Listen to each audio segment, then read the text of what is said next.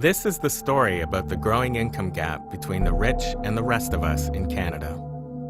For more than a decade, Canadians have been asked to sacrifice for our economy in exchange for the promise of prosperity. We were told that if we worked harder and smarter, grew the economy, and expected less from our governments, we would all do better. A rising tide would lift all boats. But that didn't happen. Canada has the 9th largest economy on the planet, performing better than G7 nations on many economic fronts. Canada's 100 highest paid CEOs enjoyed a 201% increase in their compensation between 1998 and 2006. In 2006, those top-paid CEOs made 259 times more than Canadians earning the average wage. Canadians' real average wages stagnated during the best of economic times. The lion's share of Canada's economic growth went to the richest 10%, which started to break away from the rest of us.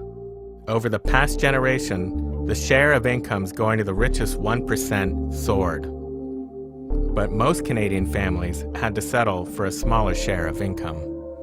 All Canadian families, except for the richest 10%, were putting in more hours and weeks in the workplace, 200 hours more compared to just 10 years ago. But incomes didn't grow for the majority. Middle-class families felt the squeeze. It took 2 income earners for a middle-class family to make it, and they had to work more just to keep afloat.